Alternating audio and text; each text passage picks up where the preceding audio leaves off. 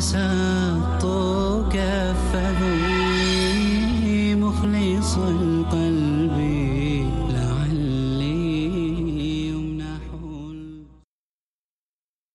السلام علیکم ورحمۃ اللہ وبرکاتہ. ناظرین کرام، میں ہوں ڈاکٹر محمد حماد لکھوی اور پروگرام کا نام ہے زکوٰۃ اور اس کے اہم مسائل. گزشتہ پروگرام میں ناظرین کرام آپ نے سنا کہ ہمارے پاس تشریف لائے مولانا حافظ صلاح الدین یوسف صاحب، اور ہم نے زکوٰۃ کے احکام و مسائل کے حوالے سے بنیادی گفتگو کی.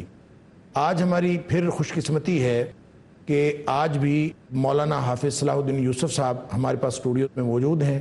ہم ان کو خوش آمدید کہتے ہیں. السلام علیکم ورحمۃ اللہ وبرکاتہ. السلام ورحمۃ اللہ وبرکاتہ. ناظرین کرام، جیسا کہ میں عرض کر رہا تھا کہ یہ ہر گھر کا مسئلہ ہے. ہر گھر میں یا تو کوئی زکوٰۃ کا مستحق موجود ہے اور یا پھر کوئی صاحب نصاب موجود ہے.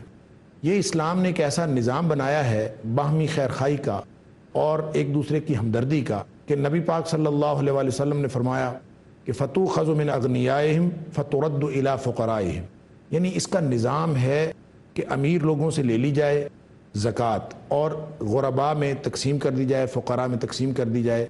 تو اس کے عملی طور پر کس طرح کے احکام و مسائل ہمارے اوپر لاگو ہوتے ہیں اور ہم ان تمام ضابطوں پر کس طرح عمل پیرا ہو رہے ہیں، اسی بارے میں ہم رہنمائی حاصل کر رہے ہیں. تو ہم حافظ صاحب گزشتہ پروگرام کے آخر پہ زکوٰۃ کی اہمیت کے حوالے سے بات ہو رہی تھی، تو جہاں ہماری بات رکی تھی وہیں سے آج ہم بات کا آغاز کرتے ہیں. آپ نے فرمایا تھا پچھلے پروگرام میں کہ اسلام سے قبل بھی زکوٰۃ کا نظام موجود تھا. قرآن پاک میں مختلف مقامات پر اس کے اشارات ملتے ہیں. تو اسلام نے اس کو کیا اہمیت دی ہے، اس کے حوالے سے گفتگو جاری رکھیے. اس حوالے سے گفتگو ہو رہی تھی کہ اسلام کے 5 بنیادی ارکان میں سے ایک رکن زکوٰۃ کو بھی قرار دیا گیا ہے. اس سے اس کی اہمیت واضح ہے.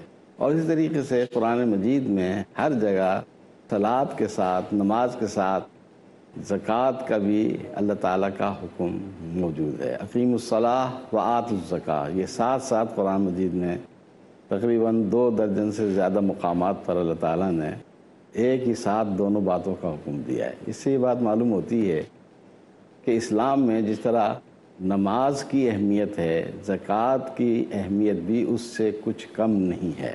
ہمارے ہاں معاشرے میں اس سلسلے میں عجیب تضاد پایا جاتا ہے.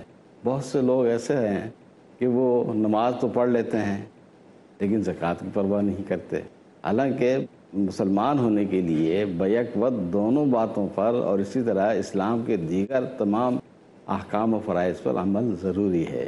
یعنی اسلام کے تو سارے ضابطے بیک وقت لاگو ہوتے ہیں. یہ نہیں کہ اپنی مرضی سے ہم کسی بات پر عمل کر لیں، کسی بات پر عمل نہ کریں. تو یہ تو یہودیوں کی خصلت تھی اور اس کی بابت اللہ نے بڑی سخت وعید بیان فرمائی. ان کو خطاب کر کے کہا افتؤمنون ببعض الکتاب وتکفرون ببعض، کہ اللہ تعالیٰ کی کتاب کے بعض حصے پر عمل کرتے ہو، بعض کا انکار کر دیتے ہو.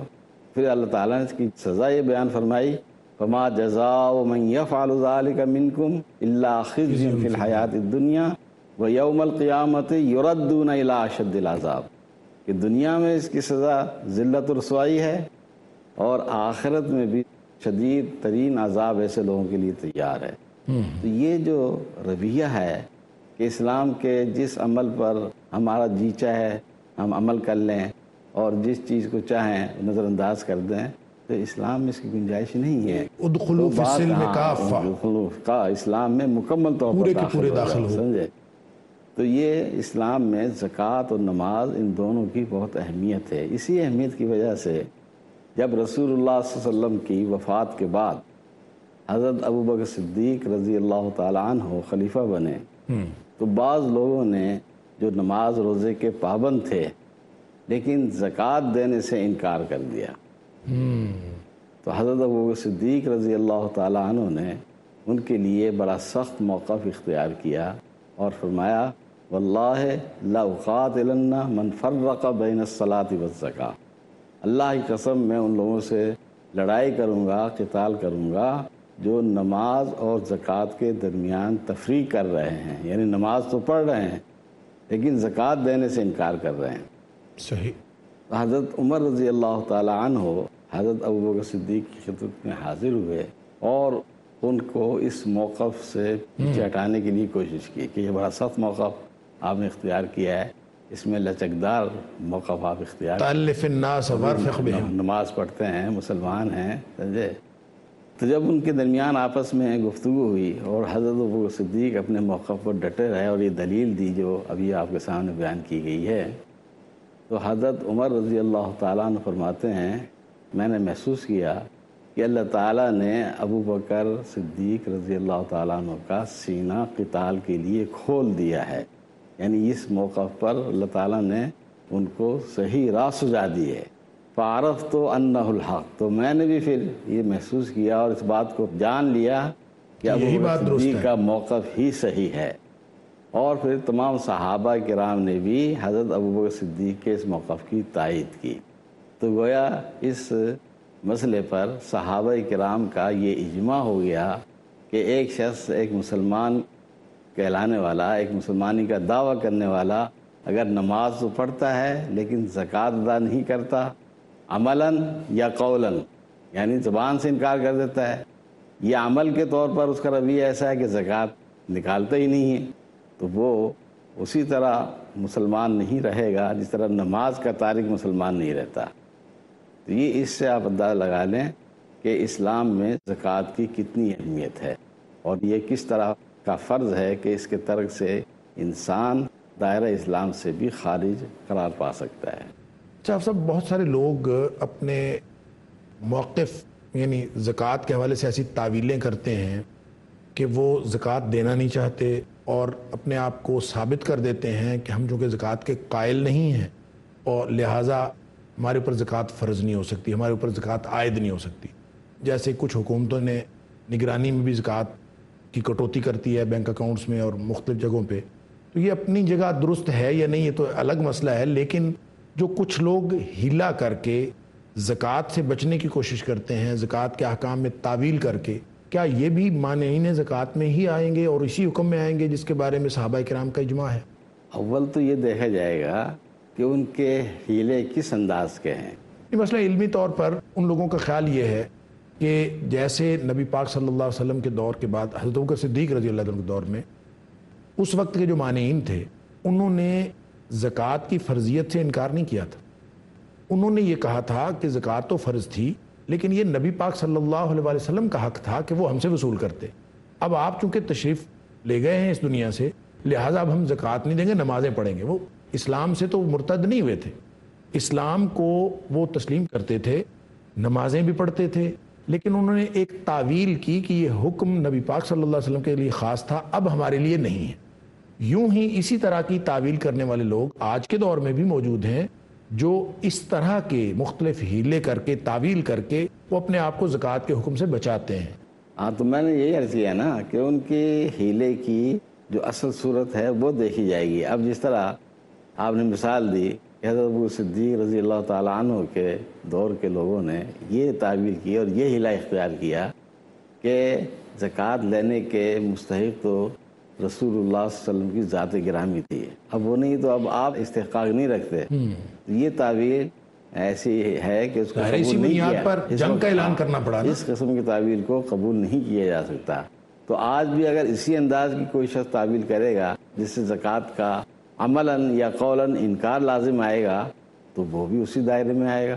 تعویل کی وجہ سے یہ نہیں سمجھا جائے گا۔ اگرچہ حکومت نے اجازت بھی دے رکھی ہو کہ کوئی شخص اگر اپنے آپ کو کسی خاص مسلک کا ہونے کا سرٹیفکیٹ جمع کروا دے تو اس سے زکوٰۃ کی کٹوتی نہیں کی جائے گی، اگرچہ حکومت نے اجازت دے رکھی ہو تو بھی صحابہ کرام کا اجماع اس کے اوپر یہ ایک یعنی اس کا اطلاق ہوگا۔ لیکن وہ جس حکومت کی مثال آپ نے دی ہے وہاں وہ زکوٰۃ سے استثناء نہیں ہے ان کو۔ اچھا جی، زکوٰۃ سے ان کا کہنا یہ ہے کہ ہم اپنی فقہ کے مطابق خود زکوٰۃ ادا کریں گے۔ اچھا، زکوٰۃ سے تو بالکل استثناء یہ نہیں ہے چاہتے کہ حکومت ان کے جو بینکوں میں رقم ہے اس سے زکوٰۃ کی کٹوتی نہیں کرے گی۔ صحیح، یعنی اس سسٹم میں نہیں آتے بلکہ اپنے آپ کو الگ سے رکھتے ہیں۔ اول تو ہمارے نزدیک تو وہ یہ تصور بھی غلط ہے کہ حکومت کسی ایک فرقے کی زکوٰۃ کاٹ لے اور ایک فرقے کو استثناء دے دے، یہ اول تو یہ غلط ہے فقہی بنیاد پر، سمجھے۔ اور دوسرا یہ ہے کہ یہ اصل میں تو ہے واقعی میں اجتماعی نظام کہ حکومت زکوٰۃ کی رقم جمع کرے اور پھر اس کو اپنے مناسب انداز سے اس کو پورے ملک کے غرباء مستحقین میں تقسیم کرے. لیکن جہاں یہ اجتماعی نظم نہیں ہوگا، جیسا کہ آج کل اسلامی مملکتوں میں بدقسمتی سے ایسا نظام نہیں ہے، تو وہاں انفرادی طور پر بہرحال ہر شخص اپنے زکوٰۃ ادا کرے گا. جی ہاں. اور رسول صلی اللہ علیہ وسلم کے زمانے میں بھی جو زکوٰۃ وصول کی جاتی تھی تو وہ اموال ظاہرہ میں ہی ہوتی تھی، وصول کی جاتی تھی. یعنی اموال ظاہرہ سے مراد ہے کسی کے پاس جانور ہیں یا اس قسم کی چیزیں ہیں جو بالکل ظاہر محسوس ہوتی تھی، تو انہی کی زکوٰۃ وصول کی جاتی تھی. ایک دوسرے ہے اموال باطنہ، کہ گھر میں کسی کے پاس کتنا زیور ہے، گھر میں کسی کے پاس کتنی رقم محفوظ ہے، دور میں بھی اس کی زکوٰۃ نہیں لی جا سکتی تھی. بہت شکریہ حافظ صاحب، گفتگو جاری رہے گی انشاءاللہ. اس وقت ایک وقفے پہ ہمیں جانا ہے. ناظرین کرام، ایک بریک کا وقت ہوا ہے، بہت اہم گفتگو جاری ہے، اور انشاءاللہ مختصر سی بریک کے بعد پھر حاضر ہوتے ہیں اور گفتگو کا سلسلہ یہیں سے شروع کریں گے جہاں منقطع ہوا. باتیں ہیں مولانا حافظ صلاح الدین یوسف صاحب کی، اور مسائل ہیں ہمارے معاشرے کے اور تمام مسلمانوں کے. ابھی حاضر ہوتے ہیں کچھ دیر کے بعد.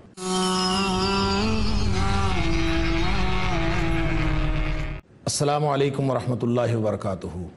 وقفے کے بعد ناظرین کرام ایک دفعہ پھر خوش آمدید. مولانا حافظ صلاح الدین یوسف صاحب ہمارے پاس تشریف فرما ہیں. معروف علمی شخصیت، بہت ساری کتابوں کے مصنف، مفسر قرآن، اور موضوع ہے زکوٰۃ اور اس کے احکام و مسائل. وقفے سے پہلے ہماری گفتگو جاری تھی، ہم وہیں سے گفتگو کا آغاز کرتے ہیں. حافظ صاحب یہ فرمائیں کہ زکوٰۃ جو ہے یہ معاشرتی طور پر یا پھر یعنی اجتماعی طور پر یا انفرادی طور پر اس کے اندر کون کون سے فوائد موجود ہیں انسانیت کے لیے، اور کون کون سی خیرخواہی ہے جو اسلام زکوٰۃ کے ذریعے کرتا ہے؟ یہ آپ نے بہت اہم سوال کیا ہے. اس کی حقیقت و نوعیت کو سمجھنا، اس پر عمل کرنے کے لیے نہایت ضروری ہے. اس سے واقعی ہمارے معاشرے کے مسلمانوں کو خاصی ترغیب مل سکتی ہے، بشرطے کہ وہ سنجیدگی کے ساتھ اس مسئلے پر غور کریں، اس کے فوائد پر غور کریں، اس کی اہمیت پر غور کریں. زکوٰۃ کے لغوی معنی دو ہیں. ایک کے معنی ہیں پاک صاف ہونے کے، اور ایک معنی ہیں بڑھوتری کے، اضافے کے.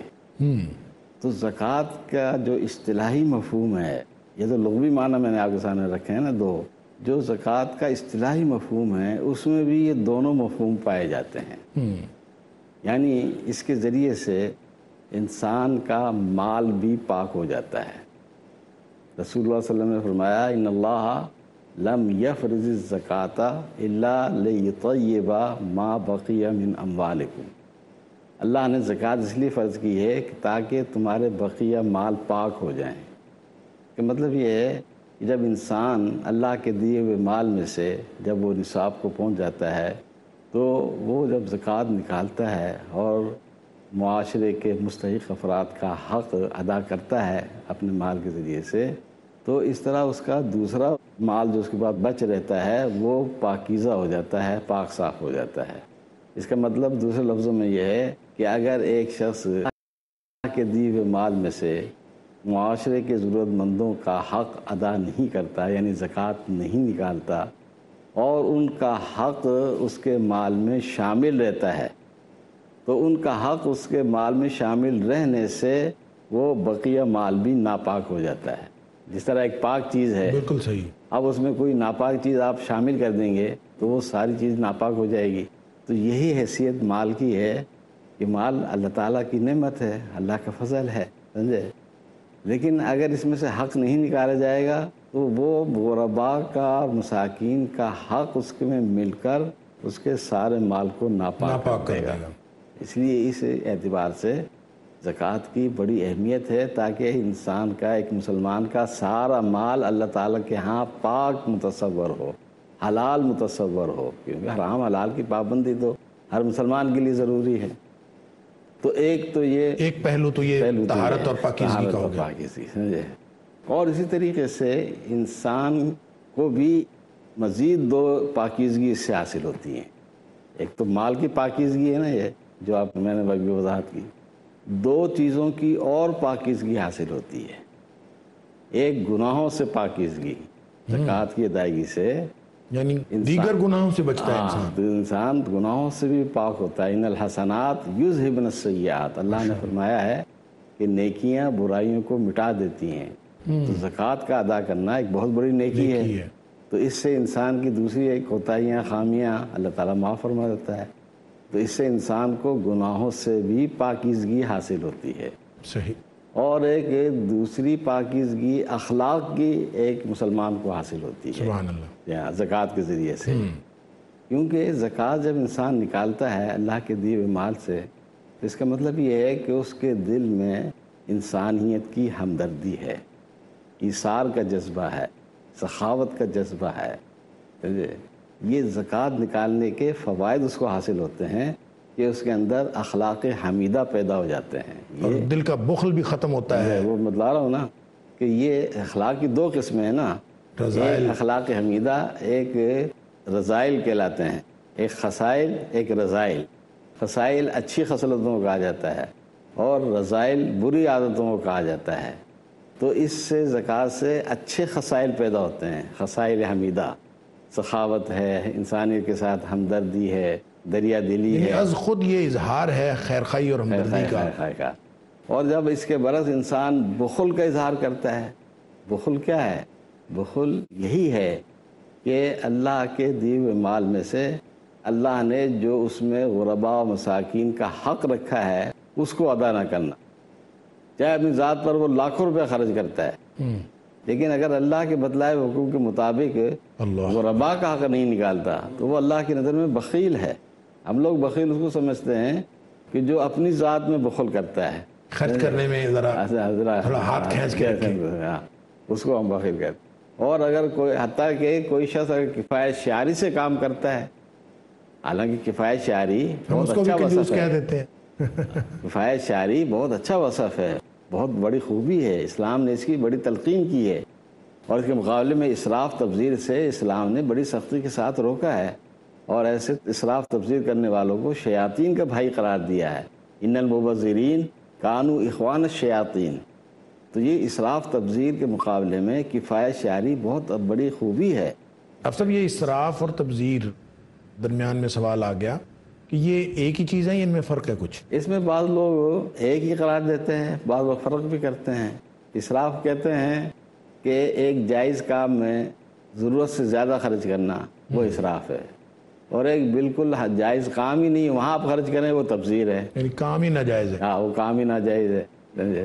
اور بعض کہتے ہیں یہ مترادف الفاظ ہیں، دونوں کا مفہوم یہ ہے فضول خرچی دونوں. ہاں فضول خرچی سمجھے. بہرحال اس میں اختلاف ہے لفظوں کی وضاحت میں. تو میں عرض یہ کر رہا تھا کہ کفایت شعاری بہت اچھی خوبی ہے.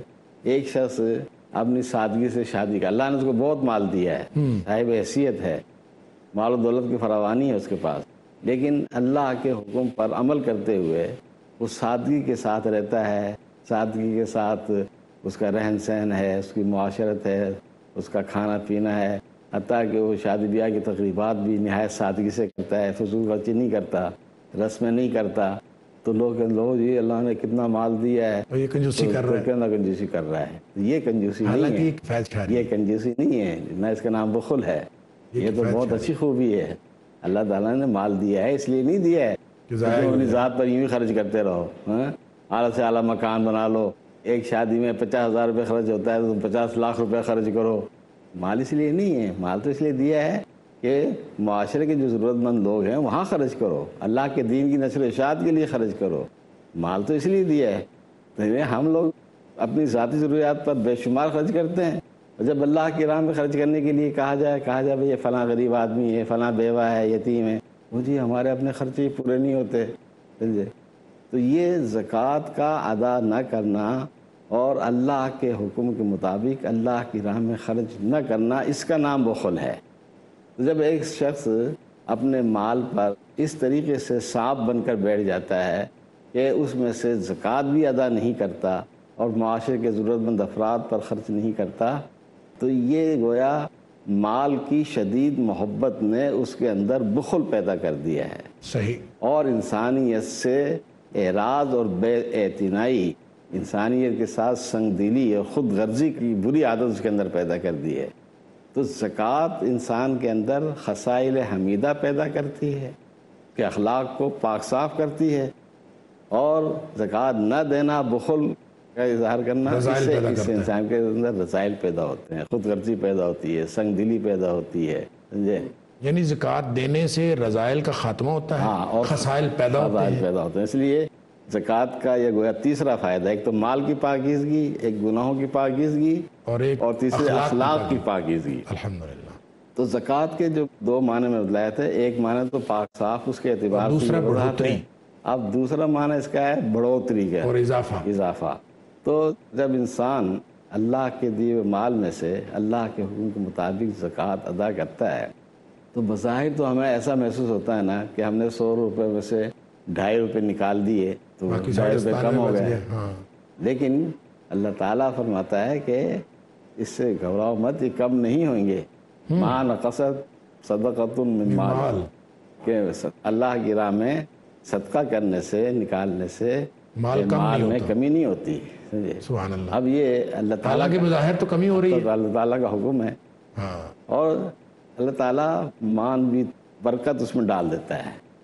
جو شخص اللہ کے حکم پر عمل کرتے ہوئے زکوٰۃ ادا کرتا ہے اور مستحقین کے ساتھ تعاون کرتا ہے تو اللہ تعالیٰ اس کے مال میں مانوی طور پر برکت عطا فرما دیتا ہے۔ برکت کا مطلب یہ ہوتا ہے کہ ایک شخص کے پاس 1 لاکھ روپے ہے، وہ اس 1 لاکھ روپے میں نیکی کے بڑے بڑے کام کر ڈالتا ہے، جس کی توفیق اس شخص کو نہیں ملتی جس کے پاس کروڑوں روپے ہیں۔ صحیح۔ جو کام اس کے آخرت میں کام آنے والے ہیں اس کو توفیق ہی نہیں ملتی، اور اس کے برعکس جو اللہ کے حکم کے مطابق زکوٰۃ نکالتا ہے، معاشرے کی ضرورتوں پر خرچ کرتا ہے، اللہ اس کے مال میں ایسی برکت ڈال دیتا ہے کہ اس کے تھوڑے سے مال کے ذریعے سے اللہ تعالیٰ اس کو بہت سے نیکی کے کام کروا لیتا ہے، بہت سی افات سے بچا لیتا ہے جہاں اس کے فضول پیسے برباد ہوں، جیسے بیماری میں یا اور اس طرح کی بڑی بڑی آزمائشیں کوئی آ جائیں، سمجھے، حکومتوں کے چکر میں پھنس جائیں اور اس طرح وہاں بے شمار پیسے برباد ہوتے ہیں۔ تو اللہ تعالیٰ اس مانوی برکت کی وجہ سے ان تمام چیزوں سے بھی اللہ تعالیٰ اس کو بچا لیتا ہے، سمجھے۔ اللہ انشاءاللہ یہ ہے، اللہ کسی کو آزمائش میں ڈالنا چاہے وہ تو ایک الگ مسئلہ ہے، لیکن عام طور پر اس کے یہ فوائد انسان کو حاصل ہوتے ہیں۔ تو اگلے پروگرام میں انشاءاللہ پھر موقع ملے گا۔ ناظرین کرام، بہت مفید گفتگو مولانا حافظ صلاح الدین یوسف، مفسر قرآن، معروف علمی شخصیت ہمارے ساتھ ہیں۔ زکوٰۃ کے احکام و مسائل اور اس کا ہمارے معاشرے کے اندر ہماری انفرادی اور اجتماعی کیا ضرورتیں ہیں، ان مسائل پر گفتگو ہو رہی ہے، اور انشاءاللہ اگلے پروگرام میں بھی انہی مسائل کے ساتھ اور اسی گفتگو کے ساتھ اور انہی مہمان شخصیت کے ساتھ ہم حاضر ہوں گے۔ تب تک کے لیے اجازت دیجیے۔ السلام علیکم ورحمۃ اللہ وبرکاتہ۔